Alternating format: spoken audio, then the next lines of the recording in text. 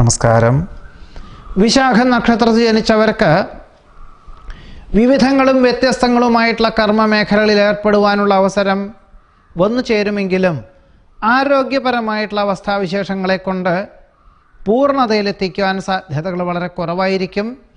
തന്മൂലം ചില ചുമതലകൾ സഹപ്രവർത്തകരെയോ കീഴ് ജീവനക്കാരെയോ ഏൽപ്പിക്കേണ്ടതായ സാഹചര്യങ്ങളുണ്ടായിത്തീരും. ഭക്ഷണ ക്രമീകരണങ്ങളിലുള്ള അപാകതകളാൽ അസ്വാസ്ഥ്യം അനുഭവപ്പെടുവാനും യോഗം കാണുന്നുണ്ട്. പകർച്ചവ്യാധി പിടിപെടും. ഗുണകരമാകുമെന്ന് തോന്നുന്ന പല കാര്യങ്ങൾക്കും അഹോരാത്രം പ്രവർത്തിക്കുന്നത് വഴി സൽകീർത്തിക്ക് യോഗം കാണുന്നു. അന്യദേശത്ത് വസിക്കുന്ന പുത്രപൗത്രാദികൾ വന്നു ചേരുന്നത് വഴി ആശ്വാസകരമായ അന്തരീക്ഷം സംജാതമാകും. ബന്ധുമിത്രാദികളോടൊപ്പം വിശേഷപ്പെട്ട ദേവാലയ ദർശനം നടത്തുവാനുള്ള യോഗം കാണുന്നുണ്ട്.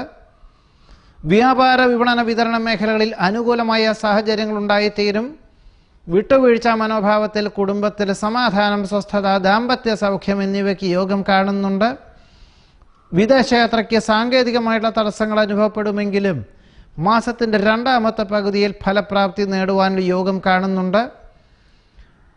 ഏതൊരു കാര്യവും വളരെ സസൂക്ഷ്മം ചെയ്ത് തീർക്കുന്നത് വഴി വളരെ മനസ്സമാധാനത്തോടു കൂടിയതായിട്ടുള്ള സമീപനം അനുകൂലമായി തീരും. ആധ്യാത്മിക പ്രഭാഷണങ്ങളും മനസ്സമാധാനത്തിന് വഴിയൊരുക്കും. കടം കൊടുത്ത സംഖ്യ തിരിച്ച് ലഭിക്കുവാനുള്ള യോഗമുണ്ട്. വീഴ്ചകളുണ്ടാവാതെ സൂക്ഷിക്കണം.